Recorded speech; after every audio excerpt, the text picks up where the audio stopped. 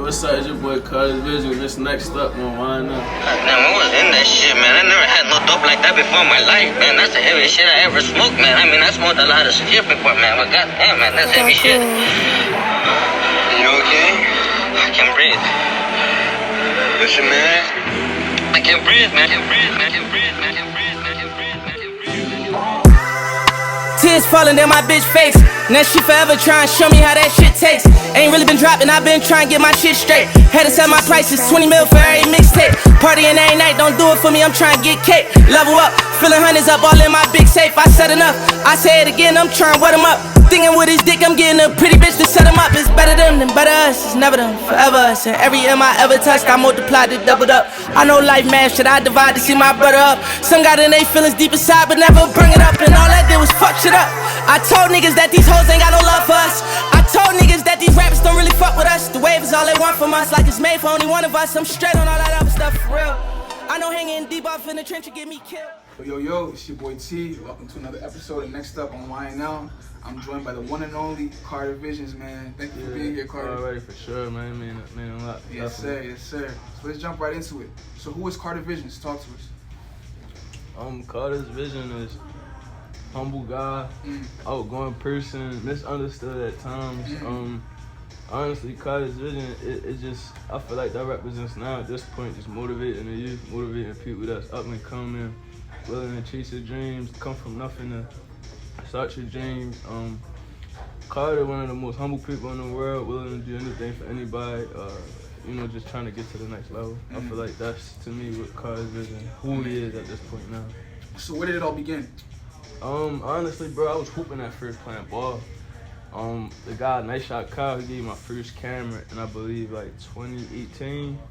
Gave me my first camera at the end of 2018. But honestly, in high school, I always wanted to do camera stuff. I just wasn't open enough to say, like, I want to do a camera. Because at the time, 2018, 2017, it's kind of corny to, like, say you even do camera stuff at that time. Now it's kind of a trend, but, back then I was wanting to say it then, but I just couldn't express it, so I finally just took a leap of faith. I looked at guys like Jamie Boyer, Nice Shot Kyle, people that was in my vicinity, and was like, nah, like, the camera shit is really inspiring to me. So, for me, it was like, those are the things that, like, kind of inspired me to, chase my dreams and go forward, for sure.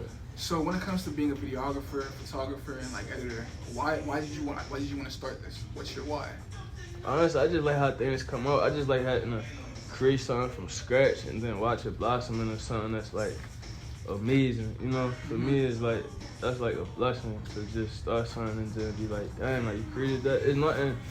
I still get that same feeling to this day when I made my first video and I just made somebody smile, make somebody cry just from something you created. That to me mean like the world. So, those were the key things why I did it. I don't do it for clout, I don't do it for fame. That came along with it, but I do it to really make moves and inspire people the way some people inspire me, and I still look back on these videos like, damn, that gave me motivation to death. That's why I do it for sure. Amazing. So one of my favorite projects from you in the last few years was your music video, Expensive Pain. What went into that? Honestly, it's just a variety of just like Meek life events, things he did, things he went through. Basically a whole variety of all those things, and we just put it together. So that was around the time I first got signed to Meek. So that was very like crazy to me also to just even be witnessing all that greatness, all those different people. Expensive Pain definitely one of my favorite videos that I did. I honestly think God Did might be my favorite right now though. I was just about to talk about that. Let's follow up with that. Let's talk to us about God Did. Like what went. I got lights in this bitch, turn me up some cruise. Jim in this bitch, L's in this bitch, what's up? I bought the Richie for a quarter, but I sold it for a nickel. Hold on, let me hit the blunt. I'm bringing real niggas home, shit, I'm the realest, it's official. Yeah, when I start stressing, I get bored, might spend $1 million, that shit tickle. On the three-way, me and slow, he called L's and we both pickle. In the cell, but you can't tell that we in the jail, cause we don't feel no pain unless them kids say in vain that I miss you. If you my dog, That was crazy. I ain't gonna lie, cause it was around a time when there was like a lot of talk about like, Hov put Meek in the God Did, so I'm watching Meek go back like, nah, like boom, boom, boom. I never turn my back on Jigga, but all those things was like wild to me at the time. So I feel like the energy that we put into that vid and just the the energy is like unmatched. But when they see this new shit, like championships too, Don't Follow the Heathen, it's like 1 million God there videos. But when they see it, they're gonna just be like, wow. So I'm super excited for that. Amazing. So talk to us about. You know why these niggas here be trying to count me? I'm too unpredictable. Shit too easy. Yeah. When the teacher asked me who I raised me, said them streets did. They underrated me, never paid me, but them streets did. Who brought the billionaires to the hood, gon' tell you Meek did. Who bringing real niggas home for good, gon' tell you Meek is. Yeah, that's cause my mama taught me different. I got people praying for me from all religions. Never turn my back on Jigga, and every time he talk I listen. But I got so much murder on my mind that it be hard to listen. Billionaires on all my visits. PTSD starting to kick me. It was a blessing. Talk to us about your relationship with Meek, following that. Like, you guys, I feel like he really put you on. Yeah, he definitely put me on when I was young, when I was 20 years old, 23 now. I feel like, you know, he taught me a lot, and he still is teaching me a lot. He's super hard on me, but I understand why. He just want to see me do good and why he see me, you know, reach my full potential. And one thing he always say, like, you know, you can chase mediocrity or you can be great. So my goal right now is just to be great. It'd be hard for me to even do stuff like this because, you know, I still feel like I got so much to do, so much further to go. So, you know, it's good that people witness my work and, you know, fuck with me, but I want to be so great where it's like, when I win a Grammy, then we could come back to these, you know, but, you know, that's my biggest thing, but, yeah, but Meek is like, you know, he definitely like a big brother that I never had, and I appreciate him for life, for changing my life, so that's big to me. So you've been able to travel the world. Bye, man. Talk to us about your experience in Ghana. How was that? Ghana was probably like my first time getting a real awakening for who I am. And what I mean by that is sometimes, you know, I get caught up in the whole Baltimore, like, you know, people here, they know who you is, they ain't gonna really acknowledge you and know.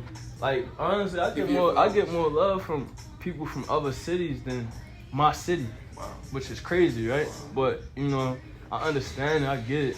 Like, it took all 3 y'all to be like, nah, I fuck with your work. I might say the same thing about y'all, just on a humble tip, but it takes somebody real to say, like, nah, bro, like, you doing your shit. I really rarely get that here. And I understand it, but it's still weird to me. So when I was in Ghana, bro, I'm talking about, it's people from Africa, like, call this vision, CV.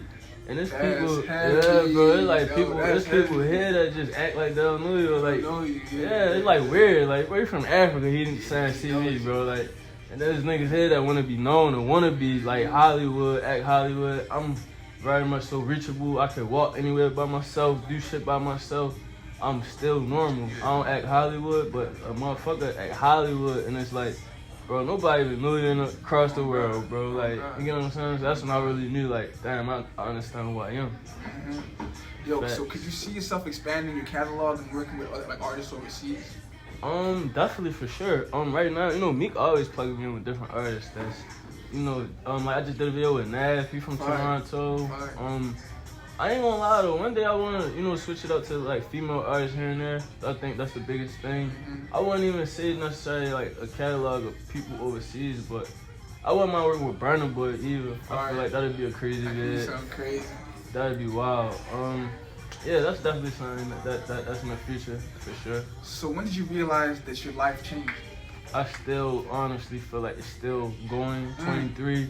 I can't even say it really changed. I just feel like I'm in different rooms than the normal average 23-year-old. So I don't feel like I would say it just changed drastically, but I'm still growing. I'm still trying to figure myself out. So I can't even necessarily say it changed yet. That's good. Well, talk to us about your relationship with Chino. Chino, my brother, for sure. That's my dog. Where did that begin? Like, I met Chino in probably like 2019. I was always Sam and shit. He's somebody that always like inspired me. Just in the city alone, like, you know, he always had like that older mentality, or like, you know, he gave that older, you know what I'm saying, just vibe. Yeah, he only like 2 years older than me though, but you know, he always been somebody who fully full-fledged supported me, never hated. Always gave me free game.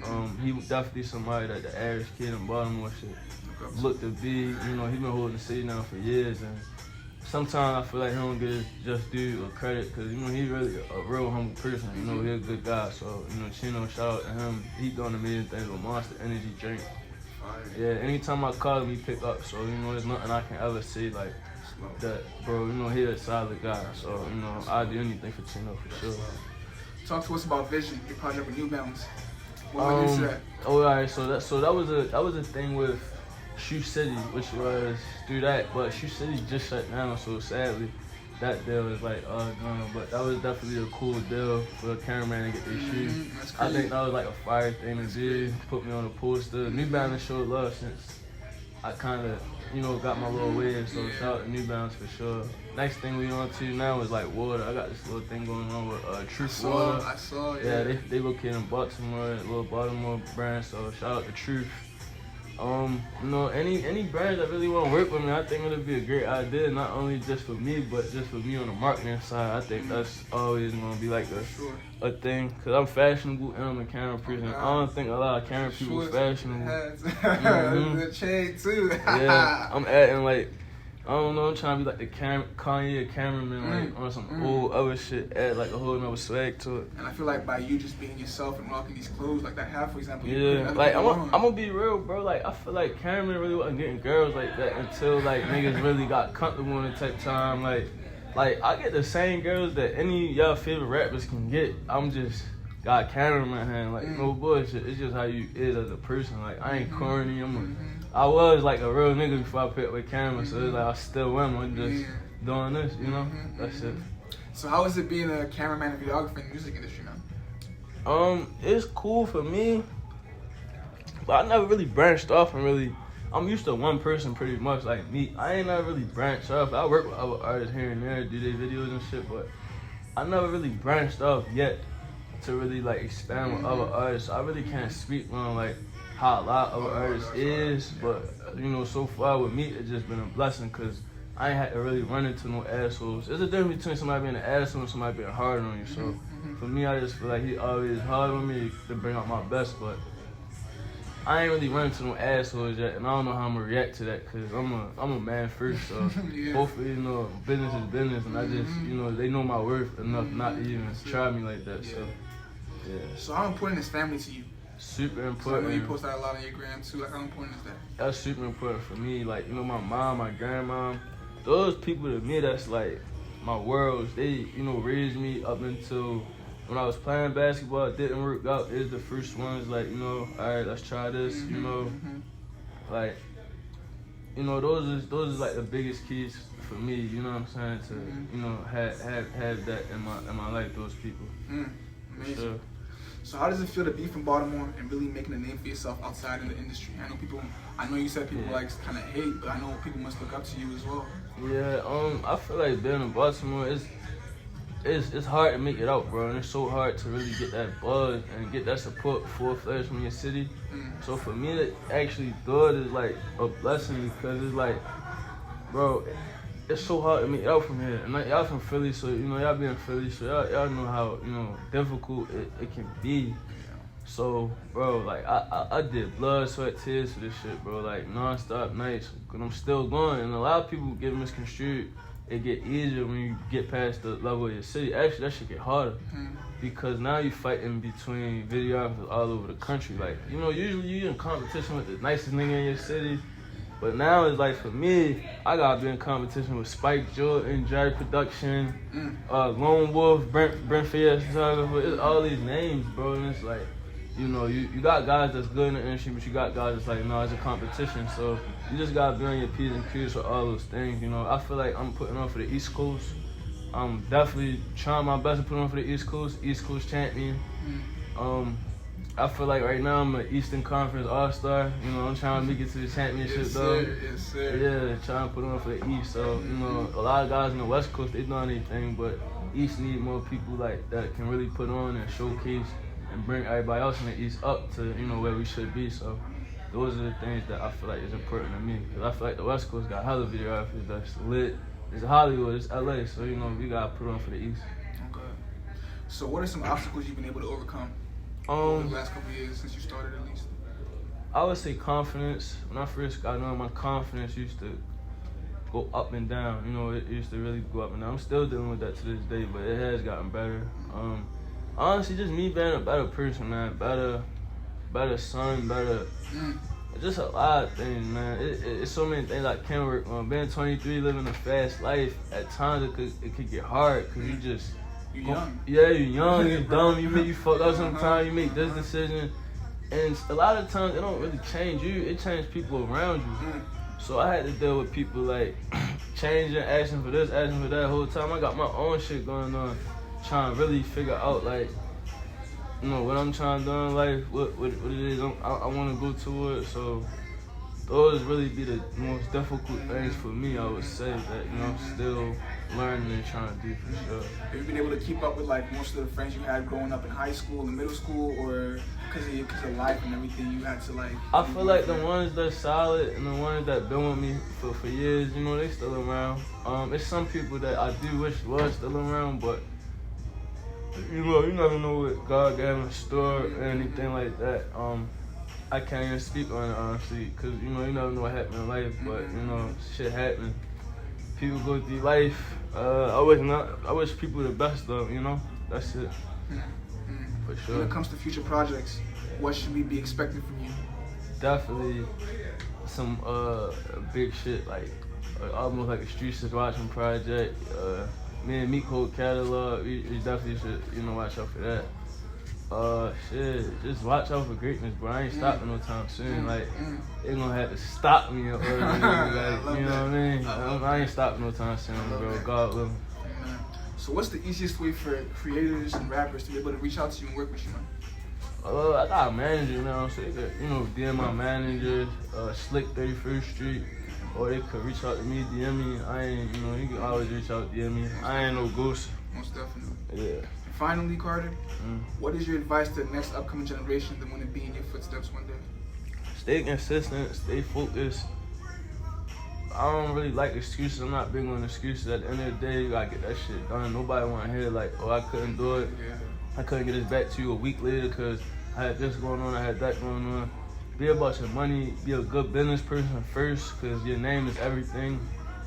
And at the end of the day, get that shit done, no excuses. Like, nobody really gonna wanna hear about your excuses at that level. It's like, it's either you want that shit or you don't, you know? So that's the biggest thing.